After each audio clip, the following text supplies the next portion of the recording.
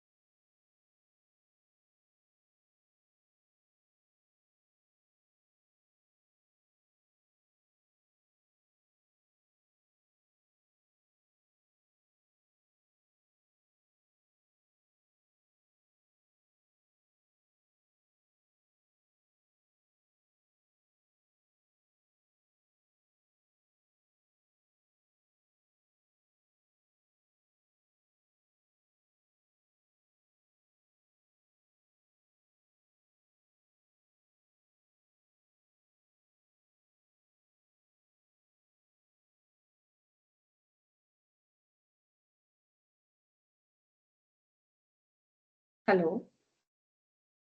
Am I audible, guys?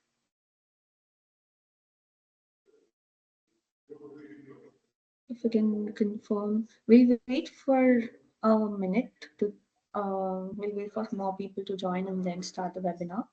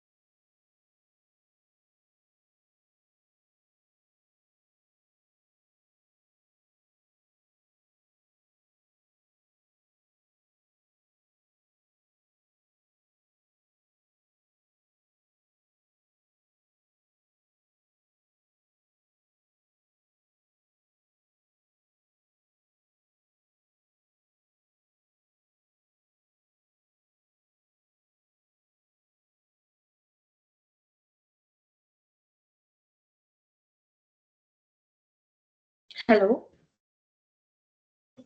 Hi guys, thank you for joining. And I think I'll start with there's some problem with the camera, so I'm unable to uh, open it, but I'll share you the PPT so that we can start the webinar.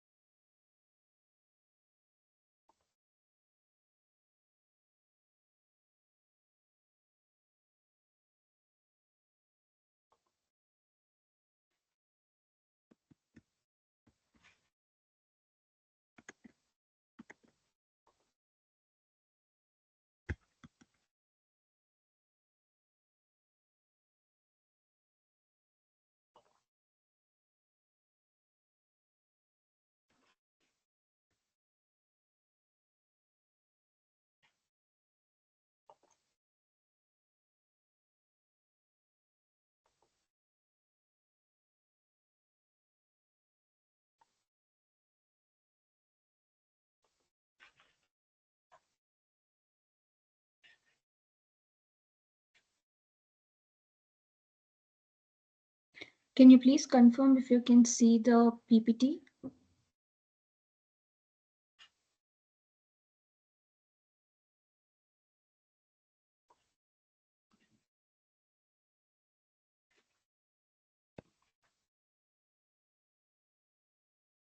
Okay, so let me just do it once more.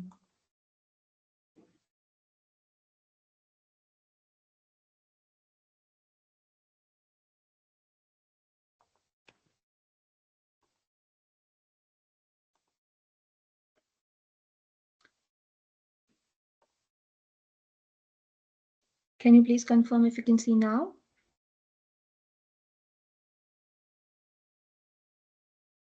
Okay, great. I'll start with the webinar. And yeah, so thank you for coming for this webinar. And I'd like to start with two instances why I chose this topic. And the first instance is that few days back when I went to Delhi and I was just planning to visit my very favorite place, chain of pubs, which is Socials. And I was just walking down the Horse Cars village, and I mean, I was just wondering, I was trying to understand what kind of shops are there. And like, I'm a very um I like to watch, observe things, and that's when I saw that there was this one thrifting shop, and then I was like, okay, great. I mean, there are brick and mortar stores for thrifting, and then I further walked, and then there were like about so many thrifting shops. I mean, I saw about 4 to 5 shops. And then I wondered, okay, this trend is really picking up. And that's one instance where I was like very surprised to see. Then second instance is that I really wanted to give view of my clothes because it was not fitting me anymore, and but I was trying to monetize it, but I didn't really find where can I do it. Like in generally India, mein, we don't have a business model or a business easily accessible where we can actually sell our clothes and monetize it. So I actually wanted to give it away. So that's when my quest for how does this work? Do we have in India such models, such platforms where I can sell my clothes or, probably rent it if it's really pricey? So that's how I picked this topic. And let me start with it and you'll know more about it. So,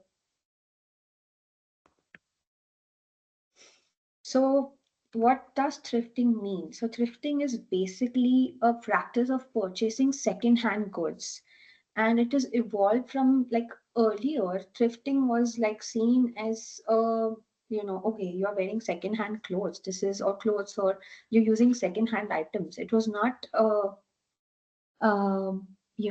great thing, but now it has become like a trend because of uh, the acceptance which it has got from a few years, especially after COVID, um, because of the climate change, and people are trying to be sustainable. And there are various reasons, I'll cover that. But after COVID, there was a huge impact on this industry. We'll see how, and how businesses have different business models to actually, uh, give back to the society.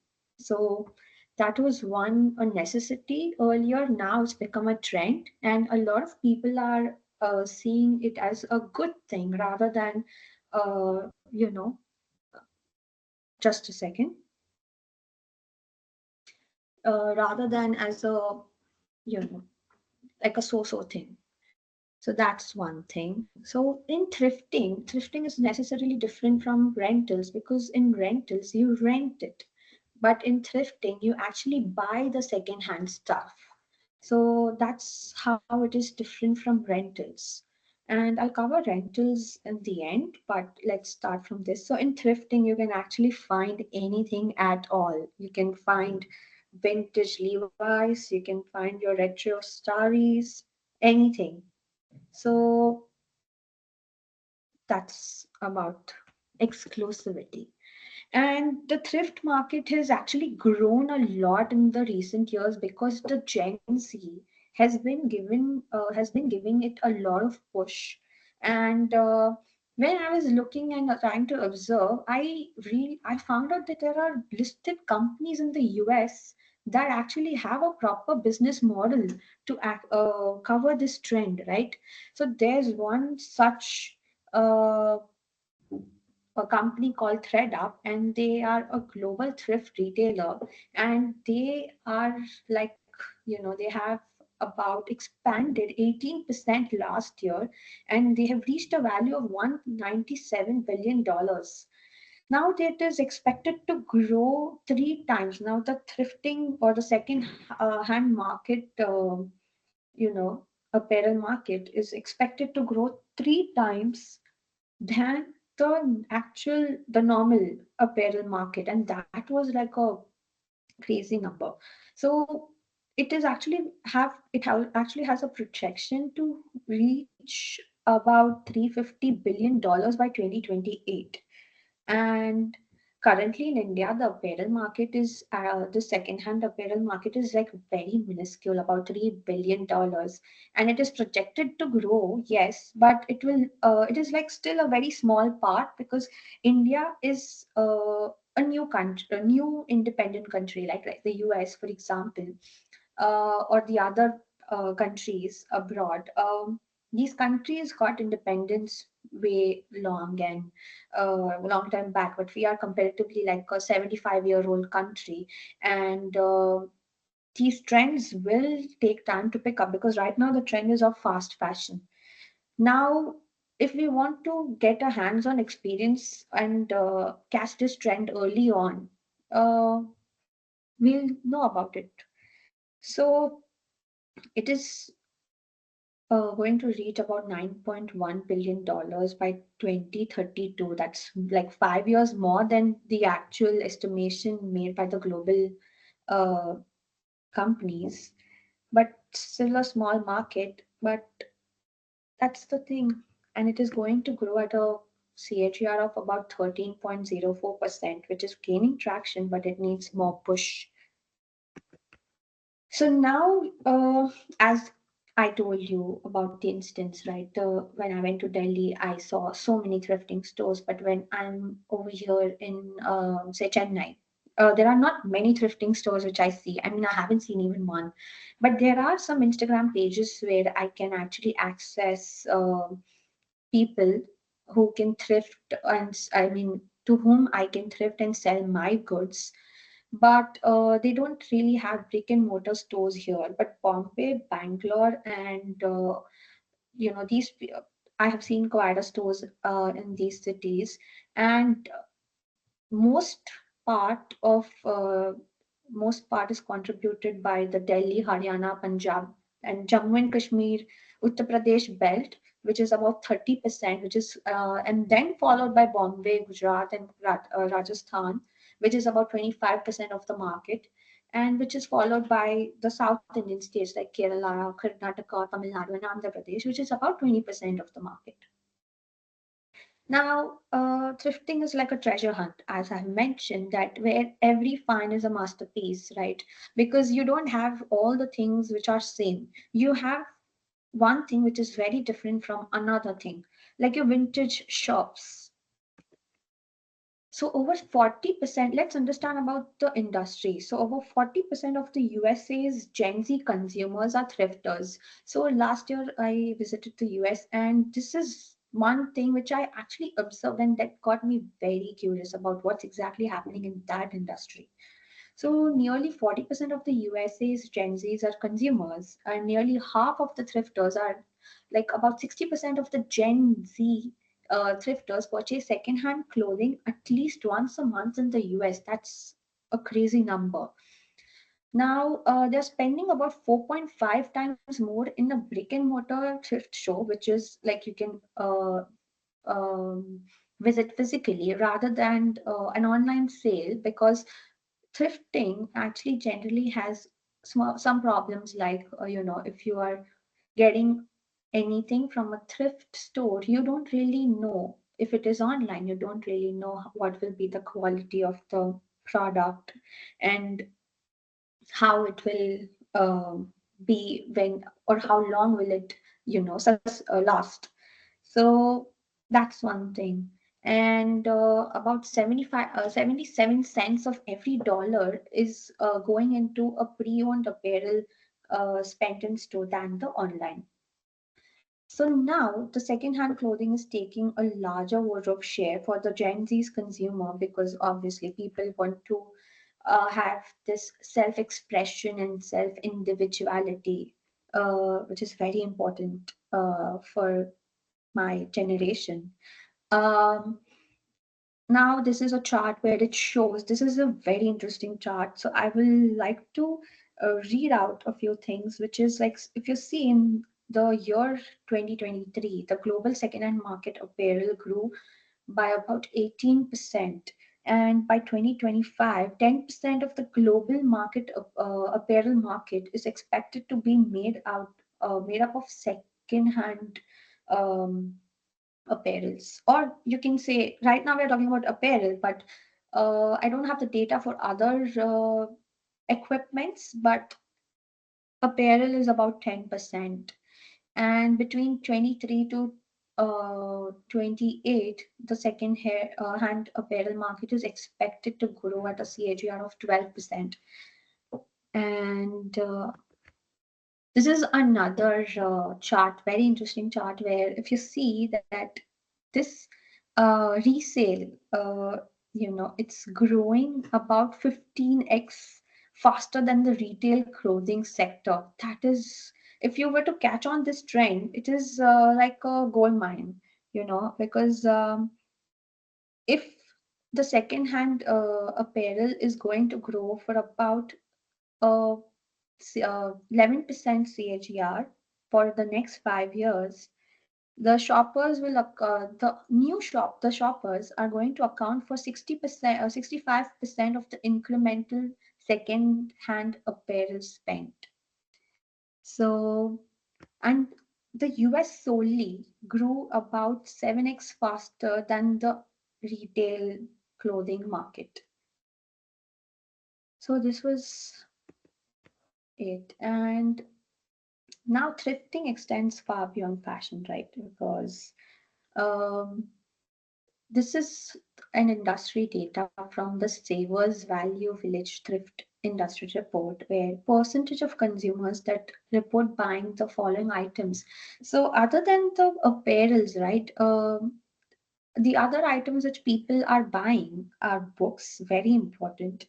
Then followed by the furnitures, then followed by the home decor, followed by your kitchenware, houseware, electronics. So, so there was a survey which was done that they asked that why are the thrifters purchasing a gift for individuals from a thrift store. So very interesting came. You can see this data from up or down. So up is like, people preferring unique gifts. That's like a very, that's a choice, right? If somebody wants to give a unique gift, probably they'll not see the money, or they will see the money. We are not sure about that. But there are 53% of the people who are budget conscious, because you see the inflation is so much that young people who have just started earning, and people who are in the age group of, say, 25 or 20 to 40, they also have to do other planning. So they are extremely budget conscious because of the inflation as well.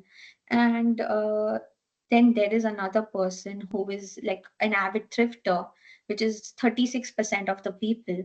Location of this thrift store, yes, understand, but we to actually access to this to get access to this industry, we need to have thrift stores.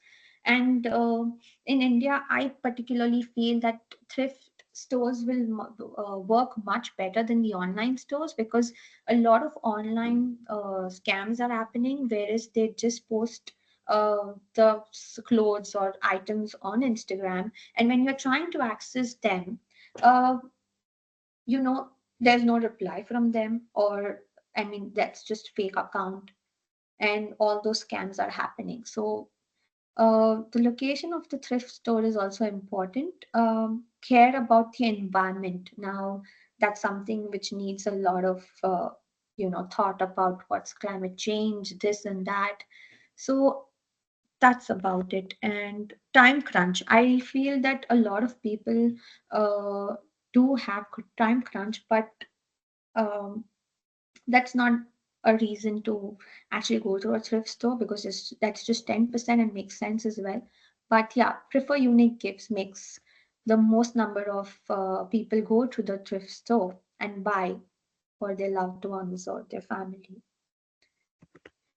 So, which generation is spending more time thrifting? Now, this is a very interesting chart where you can see, just look at the 30 minutes to 1 hour bracket, where if you see the boomers, who are generally the grandfathers or somebody's parents, are spending about 54%. Uh, 54% of the people are spending about 1 hour in those thrift stores. So Generation X, who are generally the parents' generation, they are spending about 51%. So millennials are spending about your elder siblings or young parents. Those people are spending about 46% of their 46% of the people are spending about 1 hour in a thrifting store. And Gen Z, now that Gen Z is 47%, uh, and the boomers are 54%. So this is a very interesting data where we say that Gen Z is actually fueling this uh, trend. But if you see, the Gen Zs are not spending so much time where the boomers are.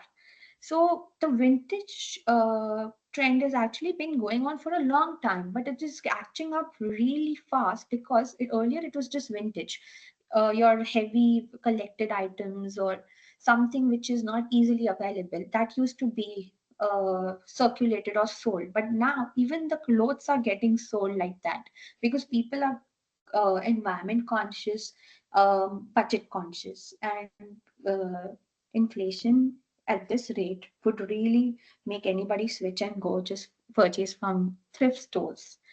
So that's another thing. So, what kind of customers are we looking at? Like, what kind of customers would you see in a thrift store, right? There is this Generation Z, who are more likely to, it's all about expression these days. They want to live a minimal life. They don't want to spend a lot on, materialistic things. All they want to spend is on experiences. They want to go out, how will it look, but not materially, but experience wise. So you see all these Instagrams just flooded by all those videos. I went there, this and that. So the Gen Z is all about experiences. So they are like, I want to express, I want to experience rather than actually owning it for a long period of time. It's all about just going through, have an experience, and then move on. So that's one thing. Then there are another people like millennials, right? What is their mindset? These people are more likely to actually buy a second hand outfit for their family than any other generation. Now this data was very surprising for me because I thought Gen Z would be customer, but turns out the millennials are. And then there comes the 43 to 58 age, the Gen X generation. They are more likely to afford the higher end brands because they have done the planning. They are elder. They're some people are retired. Some people have already planned their uh, life well. The children are earning, and so that's why they go for secondhand treasure hunt, to be honest.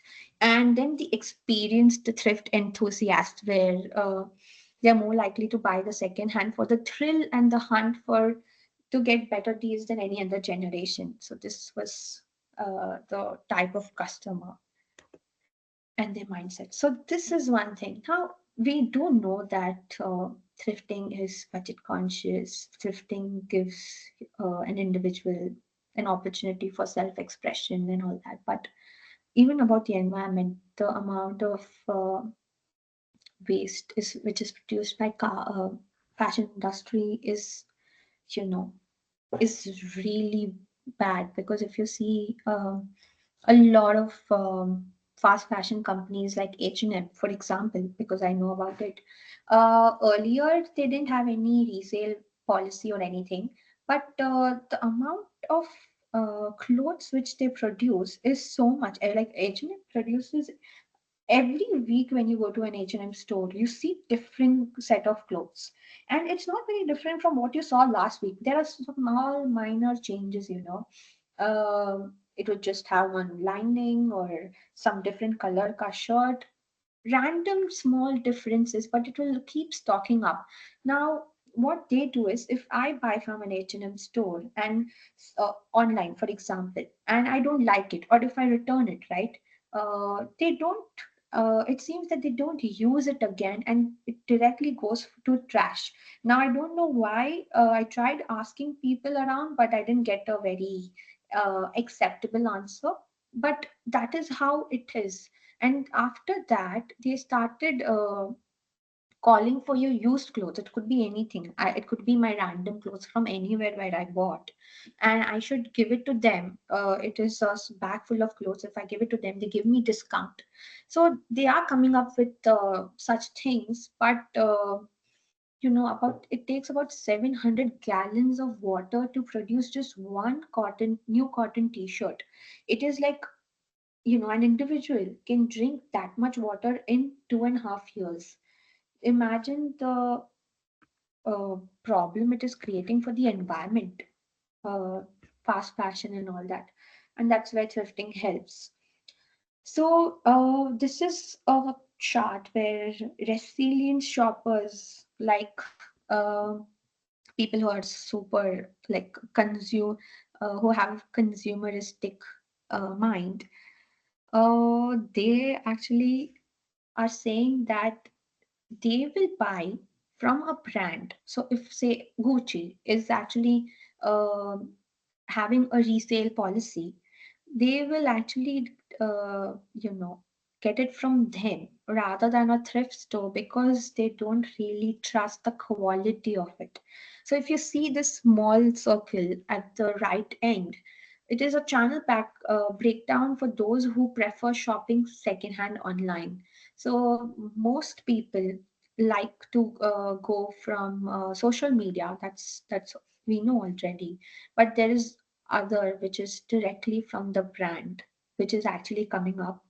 And I'll tell you how these brands have built an a parallel business model to actually make this work.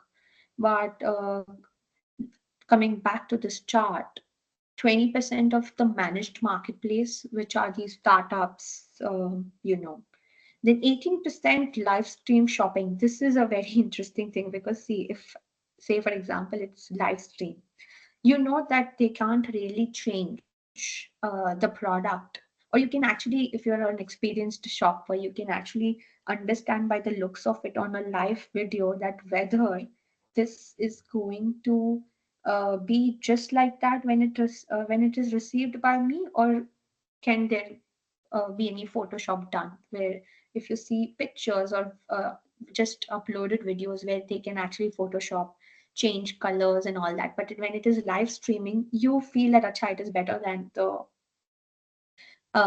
photos and all that. So 44% of the people say that they can more easily compare items side to side if they are getting it directly from the brand. And 41% say that they like to shop from a more curated collection from a specific brand. See, brand fanatics, right? That's how they think. So that's about it. Um, so 45% of the generation Z and millennials prefer to buy second-hand apparel online compared to 38% who prefer to shop at a brick and mortar store. Now, when this data was read by me, I solely feel it's because of the availability of thrifting store, motor stores, thrifting brick and mortar stores, because in online there are many stores. Like if there is, say, one brick and mortar store available offline, thrifting store, but in online you'll get another 50 for that. The ratio is highly imbalanced. Uh, Resale thrives in a value seeking environment where the consumers are shopping deals like 60% of the consumers say shopping secondhand apparel gives them most bang for their buck. So these days it's all about value, right? Even if you go to uh, a Zudio, for example, and if you go to an H&M, so I've seen many times uh, the H&M cotton t-shirts, for that example, it's about 700 rupees, but in Zudio you get it for 300, the same t-shirt. Likewise, the Reliance had ithougght, you get that for about 200 or some odd rupees.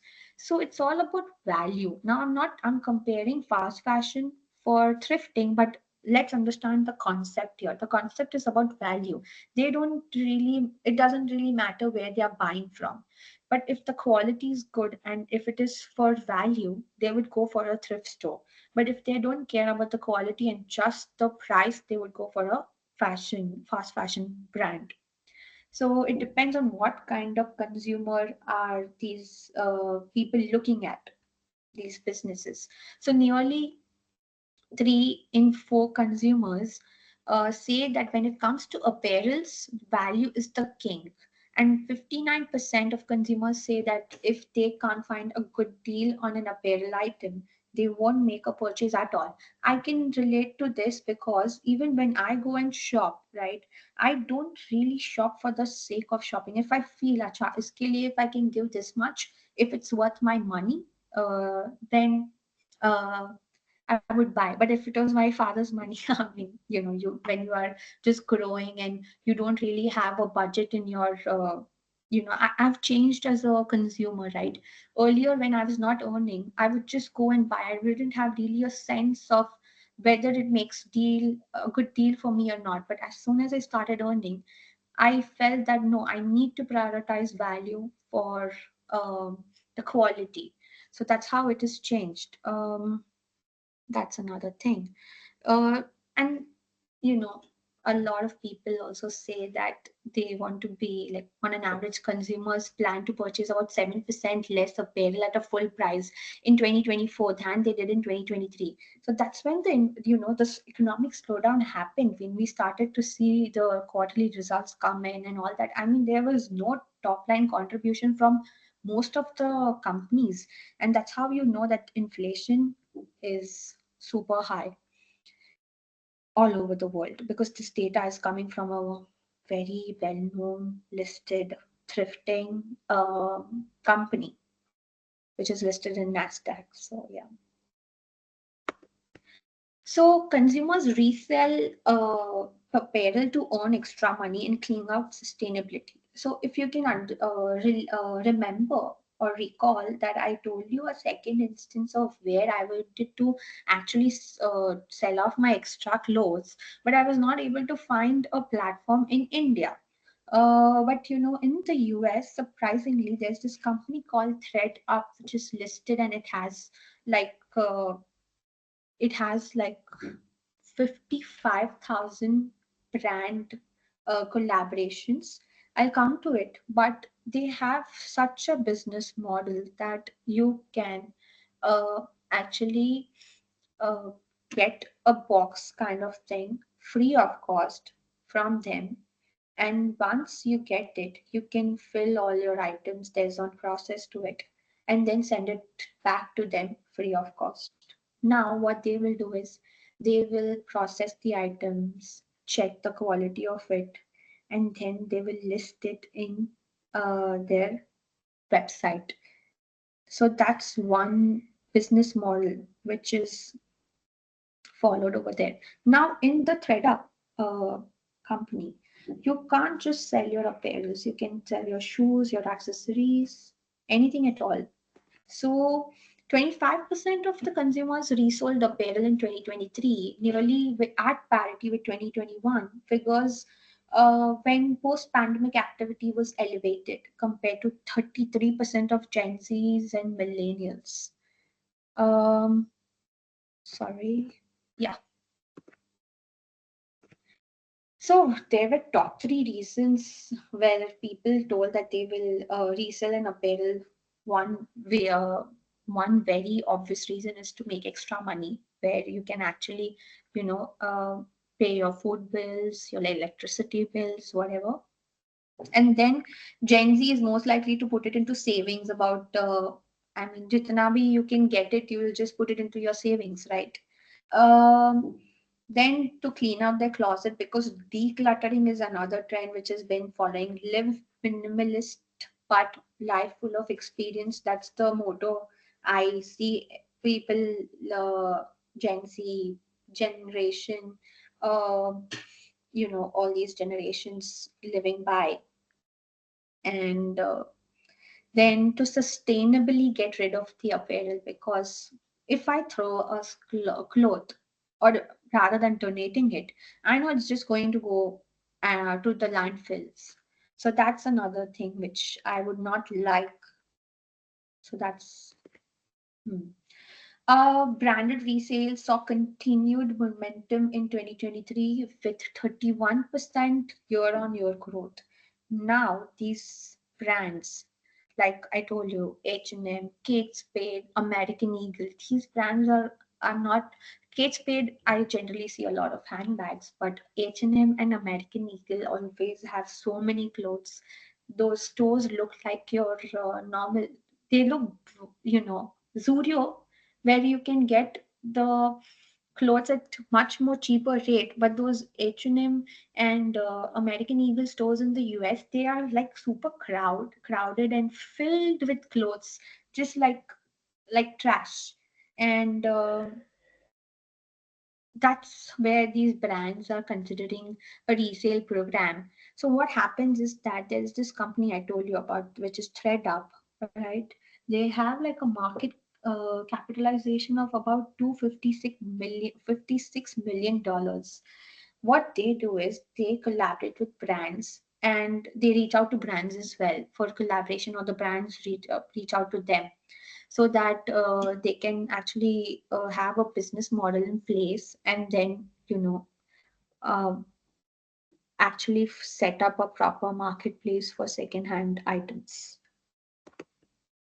So these are some brands which ThreadUp actually collaborates with.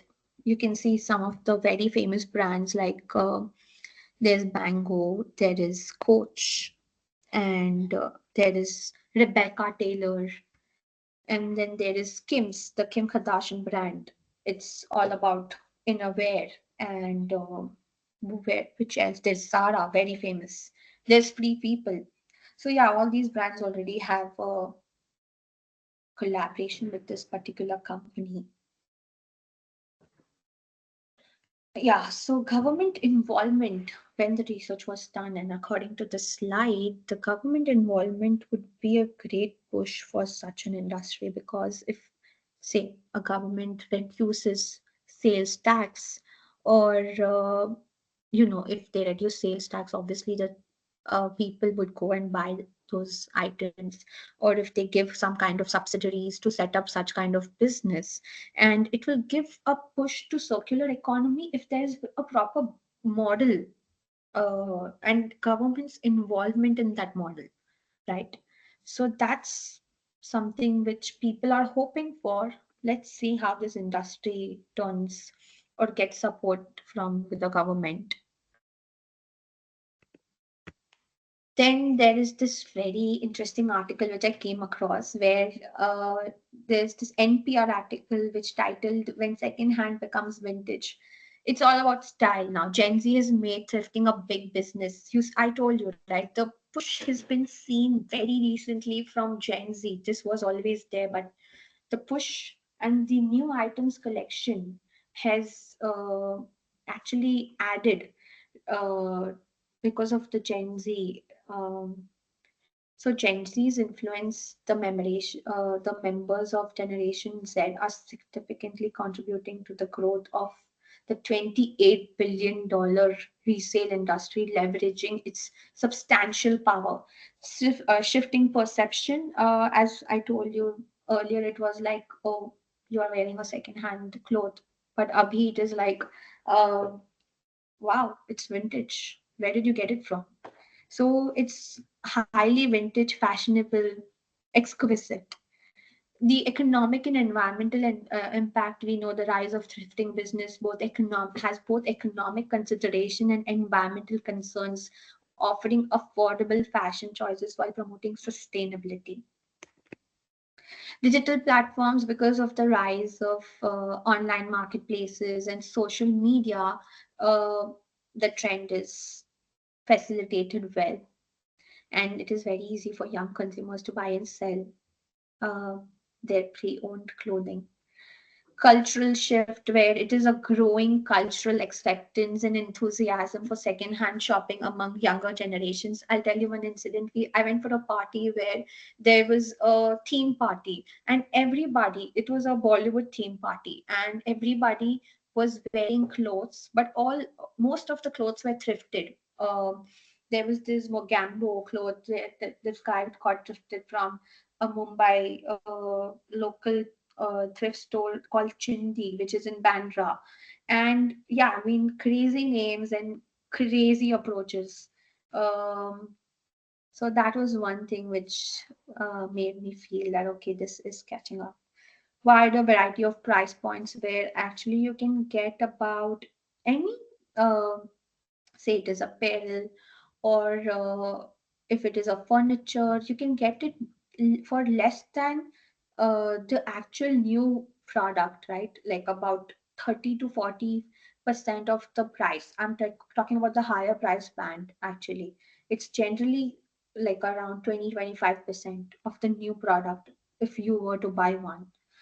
And more likely because of the brand's products are high quality. So there was this article where Jammu and Kashmir has a lot of thrift stores because the youth of Jammu and Kashmir, after certain things have happened in the state, now they are actually, they want access to different styles, different fashion designers and all that. So there were a lot of articles where Jammu and Kashmir is really catching up on the thrifting trend, um, where they really like buying the thrifted items for about 10 to 15% of the actual product.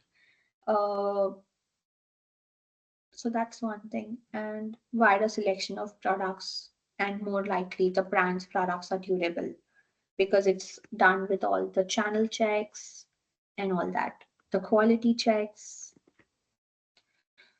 Um, The reasons why consumers spend more time on thrifting is this is a very interesting slide because one reason which I can resonate with is totally new clothes have gotten way too expensive to buy. And 52% of the people think that. So it's not a surprising fact, I guess. And about 32% people feel that other household items like non-clothing have gotten more too expensive. Uh, then life event has changed, the budget has changed, you know. Um, or some people feel that 40% of the people feel that I can find styles I like at thrift stores. It's like an hobby, right? Okay, you're taking your family, your friends to discover something new which can actually add up to your self-expression, uh, your style. Then 43% of the people think that they want to have a positive impact on the environment because of the climate change issues. Um, and a lot of people think that they love discovering. It's like a hobby, right? I told you 44% of the people think that they love thrifting with their family and friends, and 47 people percent of the people think that they can buy more clothing for the same budget, and that's something that makes sense. So let's understand which are the players which are present in this trend and contributing to it is that ThreadUp is an online resale platform specializing in secondhand clothing, footwear, and accessories. It was founded in 2009 and it is headquartered in Oakland, California. ThreadUp has processed about 137 million secondhand items and from approximately 55,000 brands. And it went public very recently during COVID, I must say that around 2021. So, what they do is they inspect, photograph it, and put the prices on the website. Then the sellers earn a percentage of the sales price where buyers can have access to wide range of their affordable and pre-owned fashion items. So, the stock price of the ThreadUp is $2.56 right now, last time I checked. But it has a market cap of around $256 million, where if one wants to take exposure, and they can ask their financial advisor for the same. Then another company which has a different business model but same industry is Savers Village, Value Village. Um, it is a for-profit thrift store which is headquartered in Washington. Now it is operating over 15 locations across United States, Canada, and Australia. So now the company offers second-hand merchandise, including clothing, footwear, bedding, furniture, jewelry, electronics, toys, and houseware. It's like an Amazon for second-hand, I guess. So this particular company acquires it from the inventories of non-profit organizations, and then they provide them with a revenue stream. So what they do is they are like a catalyst for these non-profit organizations to so that these non-profit organizations can earn revenue on the same. So the market cap of this company is about $1.69 billion, and it is listed in the market stock exchange, NASDAQ. Then there is another company called Winmark Corporation, which is a parent company. This model has a franchisee model where they specialize in buying, selling, and trading gently used merchandise. So the company operates several retail brands, including Plato's Closet, Once Upon a Child, Play It Again Sports, Music Go Round, and Style and Core. These franchisees focus on different market segments such as teen apparels, children's items, sports equipment, musical instruments, and women's fashion. Winmark's business model centers on providing franchisees with a support in operations, marketing, and training, which enables them to offer quality goods to the consumers at very affordable prices, like a Costco probably.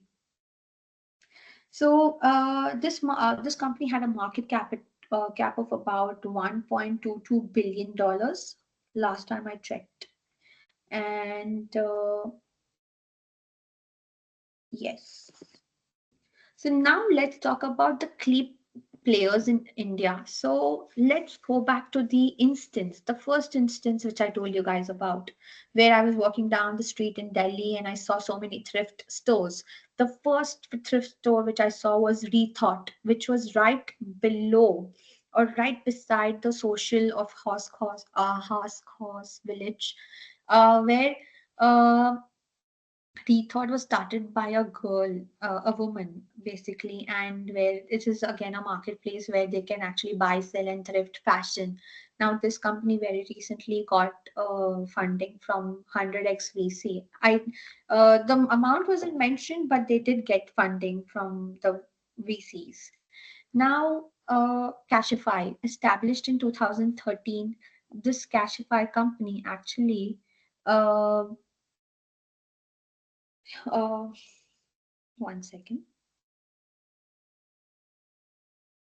So this company is an Indian e-commerce company headquartered in Gurgaon, India. It was founded in 2009 by Nakul. There were three founders, and they actually started with selling used electronic gadgets, just such as mobile phones, tablets, uh, smartwatches, laptops, video game consoles, and to professional buyers, right? Your B2Bs and your uh, such buyers.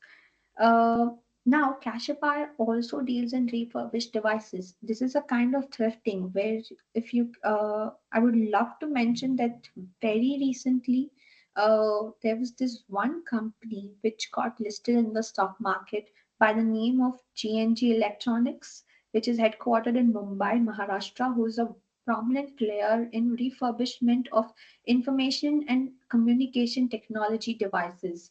Um, so this Cashify is not listed, but GNG Electronics is. Now, Cashify specializes again in electronic gadgets, where very recently they got a significant funding over the years, including a $90 billion Series E round in June 2022, led by NewQuest Capital Partners and Process.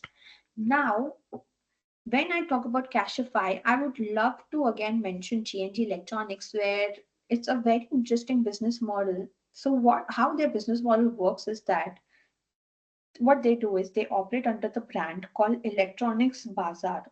The company offers a comprehensive range of services, including sourcing, refurbishing, sales, after sales support, and warranty provisions.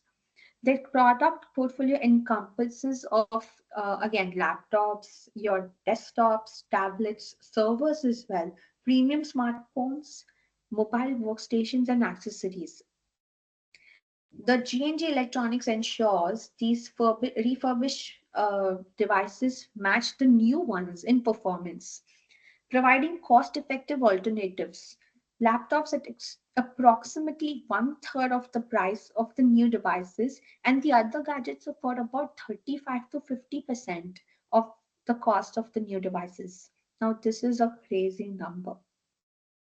Now, this GNG Electronics is actually having their actual market in abroad, like the US, Europe, Africa. The percentage of the revenue comes from the US, and they are now expanding in India as well. But US, Europe, Africa, and UAE are their very big uh, contributors to their revenue. Then they also have, like, they are the India's largest Microsoft authorized refurbisher by refurbishment capacity. And additionally, they are certified refurbishment partners for the leading global brands like Lenovo and HP. So that's about G&G Electronics. Now coming back, it's The other company is Xiaoto, which was founded in 2023. Xiaoto is an online fashion discovery platform that collaborates with social media influencers. Another business model here. They directly collaborate with social media influencers to curate and market thrifted fashion products. Like probably they go for live streaming and they have social media influencers who just do this work for them. So in 2023, the company raised about $1.6 million in a free seed funding round, which was led by Sama Capital with the participation from Whiteboard Capital as well. Annie Annie is another fashion tech startup established in 2023, which focuses again on innovative and stylish thrifted fashion options for women. Um, so alongside, there was a lot of contribution from the high net worth individuals as well for the funding. Now let's understand how these global key players have joined the thrifting movement. Now, if you uh, see some normal thrifting stores, you can't. It's very hard to find a Hermes bag or something in a normal thrifting store, right? It is only high-end thrifting stores where you can actually buy that. So what these fashion companies came up with is that why don't we purchase our own products, set up a parallel business model for the same in collaboration with um, companies who can do the quality check. The pricing is obviously done by the actual companies, Gucci, Alexander McQueen, and all that. But for other things, to facilitate the buying and the selling, to make it more easier, they partnered with platforms like Real, which is a very famous platform in the US, to resell its products. This collaboration actually allows again to buy and sell pre-owned Gucci items only, promoting a circular economy and extending the life cycle of the luxury goods. Then there's Alexander McQueen. They partnership with Vestare Collective, again another company which is actually having a lot of collaborations. The Vestare Collective with other big luxury brands. Uh, so these people also offer store credit, ensuring the authenticity and quality. That's right. That's what when we saw this chart where we saw that where do the consumers are actually very comfortable in thrifting is actually directly buying from the brand. So this is the point which makes sense when we recall that chart. So Chloe again launched a Chloe vertical where the program has product supply chain, traces of product supply chain and facilitates resale. Then there's Balenciaga. Uh, then there's Isabel Marant. As I told you, there was a Vestar Collective is super famous with these high-end brand collaborations.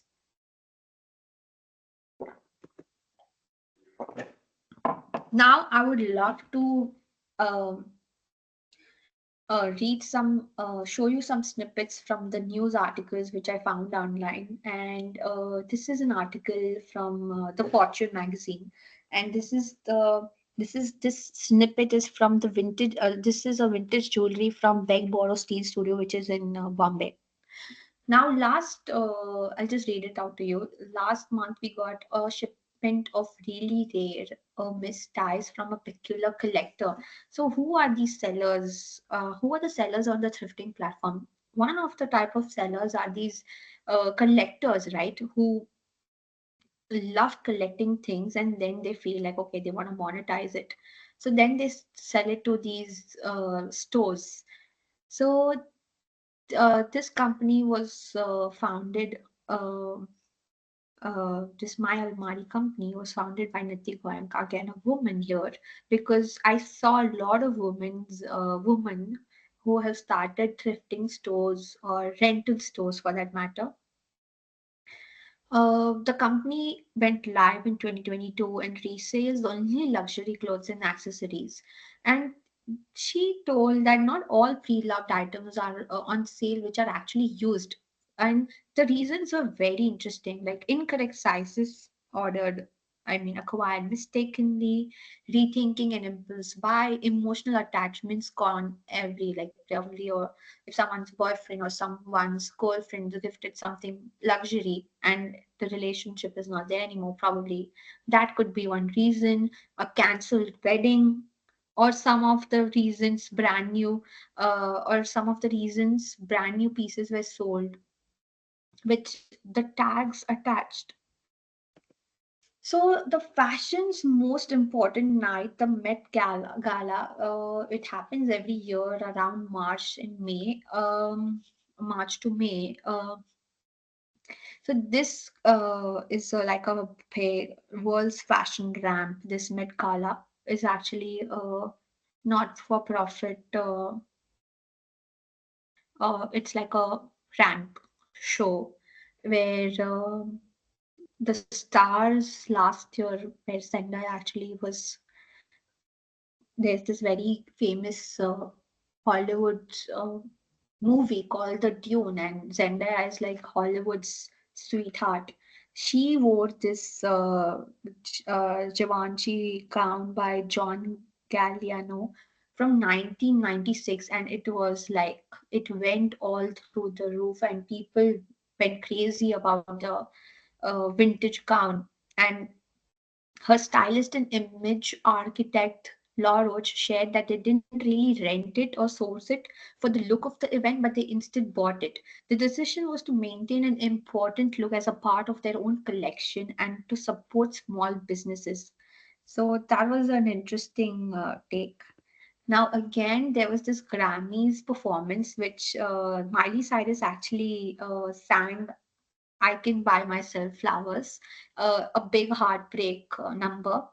And she wore this Bobby Mackey dress for the Grammys. And there's this California-based luxury resale website, Real, which I mentioned before, saw a 150% increase in searches for the designer according to Vogue Business.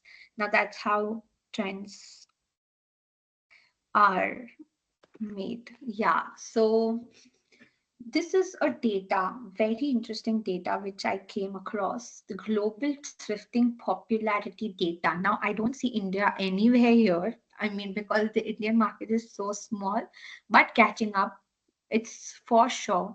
But let's start about the numbers here, right? USA has about 28,000, 29,000 thrift stores where the annual growth is about 11%.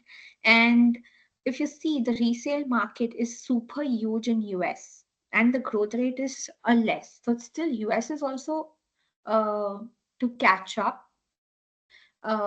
And then there is UK where the market is small, resale market is small, but the growth is happening super quick.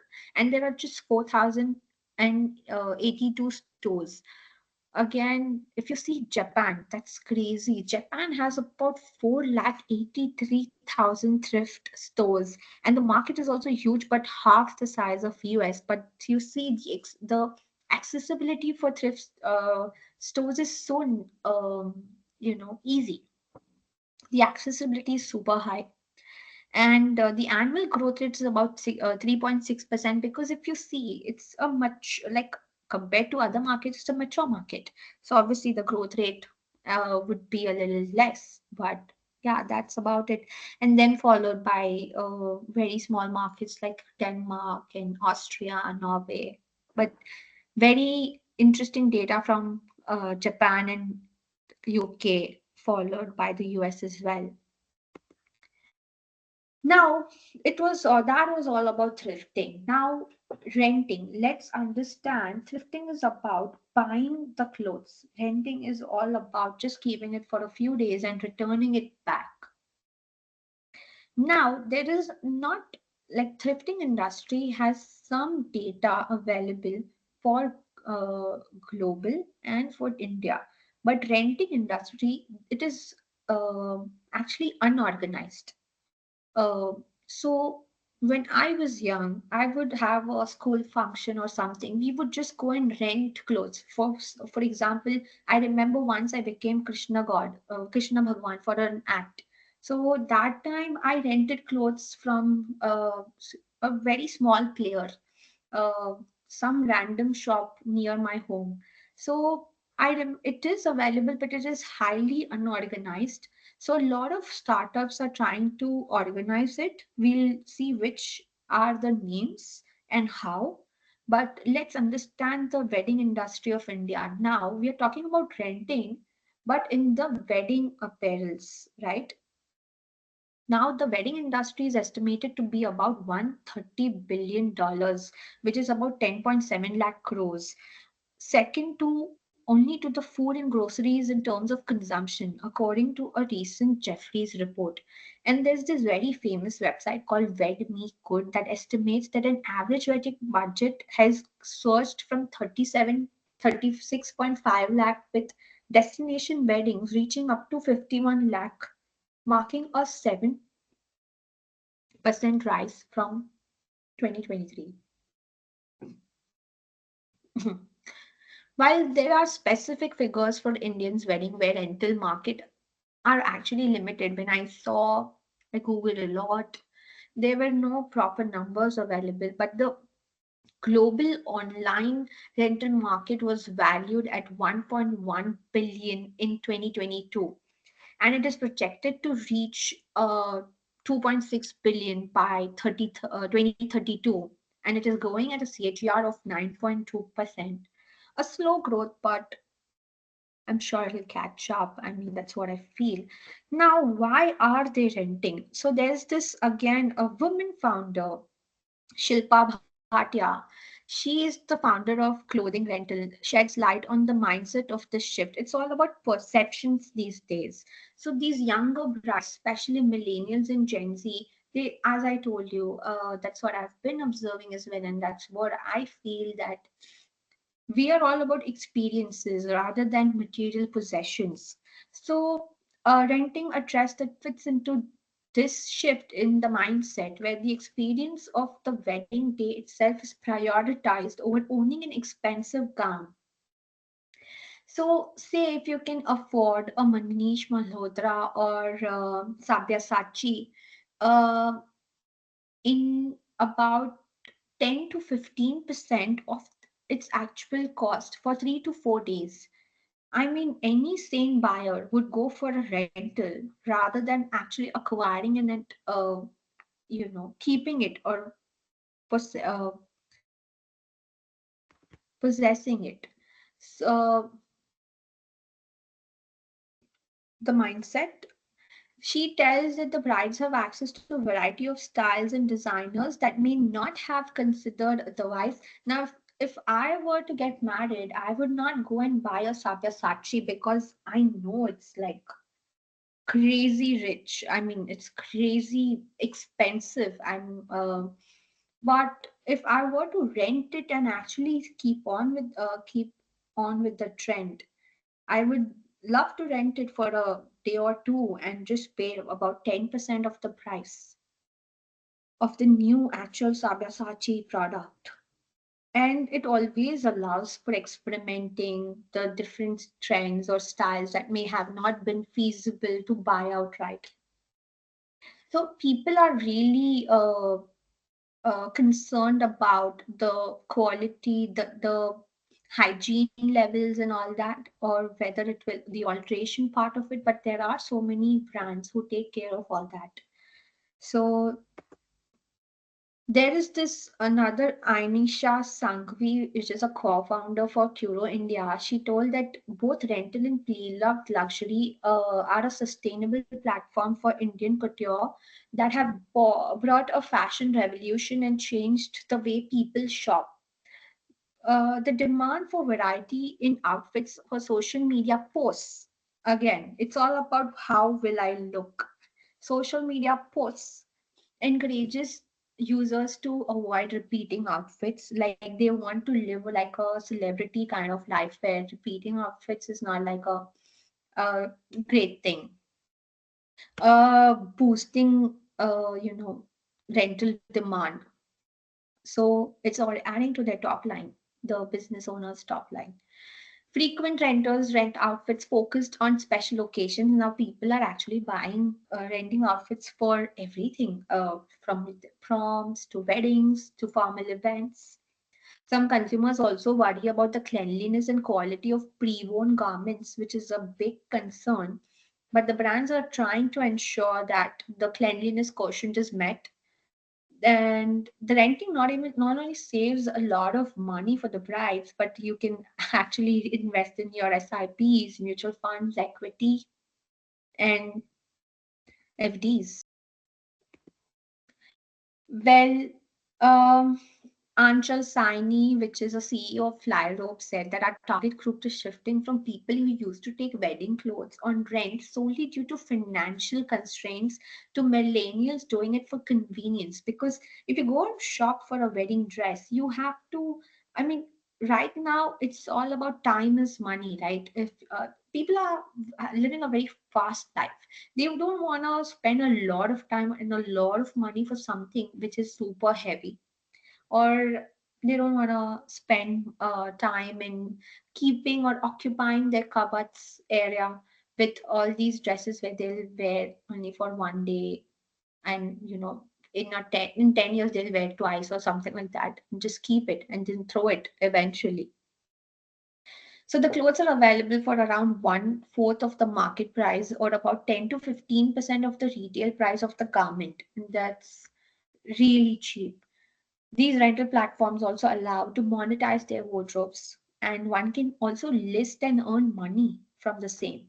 And you can earn about 30 to 40% all the time every time you rent your you can actually cover the expense if you rent your clothes 2 to 3 times. Now, how can we monetize this thrifting and rental trend? Now, one can actually invest in emerging platforms. If anybody has exposure to a private equity, um, like a startup which is trying to raise money, or one can invest uh, in the companies which are listed in the US stock exchange, or one or two which are listed in the Indian stock exchange. Um, then collaborations with the brand if you're an influencer, probably. Then technological innovations where you can actually help these brands in building a IT service where one can say trial it uh, at their home through some app or something like that, like a virtual fitting room, as it is mentioned, and monetizing personal wardrobes. Like you can be the seller and actually earn in by renting or thrifting your clothes. And you can ask your financial advisor if you want to take exposure in such a company. So what I would say is that one should explore and try to invest with their financial supporters advice, or understand and contribute to the sustainable fashion, so you can also monetize the hobby or the skill or the material possession which you have. That's about it from my side. um, so any questions? Would love to. This is the disclaimer, and that's yes. Love to hear from anybody who's listening.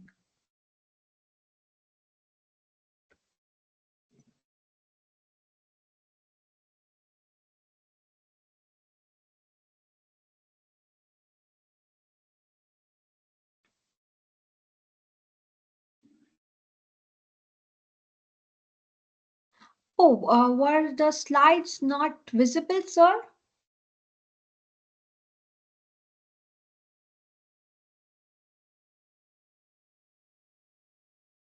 Sure, sure, sure. Just give me a minute. Definitely. Yeah, that's this is the first slide, and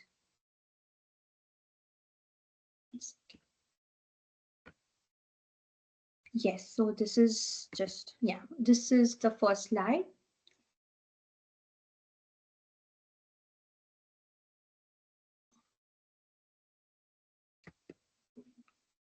The second slide. If anybody can speak and just,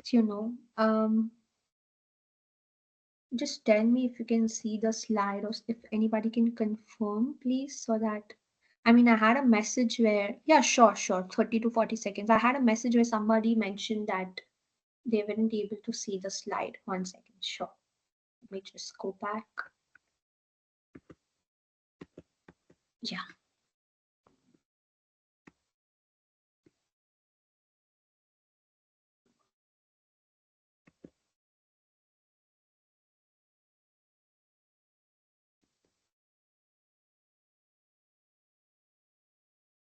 So this is the second-hand apparel market chart. Then this is the second-hand apparel market in the US, which is about to reach about $73 billion by 2028. This is the data which is mentioned in the Law Savers Value Village Thrift Industry Report.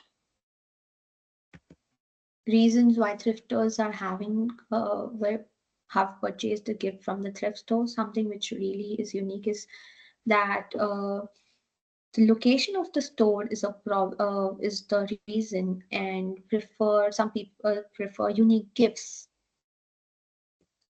Then there's this different generations spending average time in the store while thrifting. These are the types of consumers which are actually shopping in a thrift store. This is the retail impact on the environment, which is substantial. We have to really take care of the environment as well. Then resilient shoppers turn to second-hand apparel amid economic challenges. We are all facing the heat of inflation, and a lot of people want to save and invest money, the extra money, or sell and use it for their bills. This is the resale, which thrives in a value-seeking environment where consumers are shopping deals. These are the consumers resale apparel to earn extra money and clean out, just declutter, minimalism. And if you can earn money on your extra stuff which you don't need, and what else is good more than that. This is the branded resales, which saw the continued momentum with a 31% increase year on year. Crazy stats. If you see the number of number of brands with resale shops, I mean, it's 163, which is 39 brands they added in 2023 itself. This is the brands which are doing really well in the resale market. This is the government. If the government's involvement is there, it will be great. It will give much more push to this trend. This is how the Gen Z thinks about thrifting, and they have made thrifting a big business. This is another cultural shift, variety of price points, how the brand thinks about the environment, which actually makes them thrift more. If it is high quality, wider selection of products, and durable products. Reasons why consumers spend more on thrift, I can totally resonate again because of new clothes have become super costly. Again, the global players like ThredUp, Savers Value Village, and Winmark Corporation. These are the different franchisee-based model. The Winmark Corporation, they have like everything from sports equipment to children's apparel, teen and young adult clothing. In also music instruments, that is really good. Then in India, it's rethought. All in Indian thrift brands are currently just small startups. Barring the electronics market, as we know that there is one company which is G&G Electronics, that very recently just it's kind of refurbishing, is kind of thrifting, right? Shauto, Annie, Gucci, these are the key players who want to actually again add second layer of purchase, that second purchase to the top line as well. So once they fix the product, um, do the quality check, they still uh, want people to buy only from them rather than buying it from any other thrift stores. Balenciaga, Chloe, Isabel Marant as well. So these are the snippets which I spoke about. The Zendaya snippet, the Miley Cyrus snippet. This is the data from the global thrifting popularity data, where Japan is doing extremely well, followed by the US and the UK. Now, this is the renting, the industry, how it is really small right now, but I'm sure it'll catch up. I have this, I just asked few people and they were like, I mean, we'll have to see how it shapes up.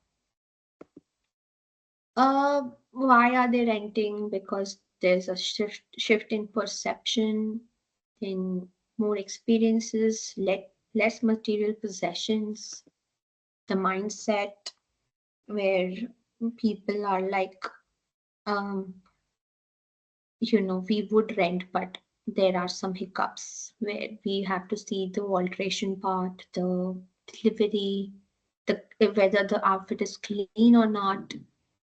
There's a fashion revolution which is taking place in the world. We'll have to see how it shapes up. We can actually save by renting and thrifting and then put all that money in SIPs, because it's all about saving. When there's inflation, you know that the times are getting hard. You need to save and invest. Again, Flyro, she's saying that there's a shift in perception where people were not happy with a lot of thrifting. I mean, a lot of second-hand usage were now because of the financial problems, but now it's just a shift in perception where the clothes or designer clothes are available for about 10 to 15% of the retail price. And this is how we can actually try to monetize it. You invest in such a company, you ask a financial advisor to take exposure in such a company, or you yourself can become a seller in such a company. So yeah, that's about it.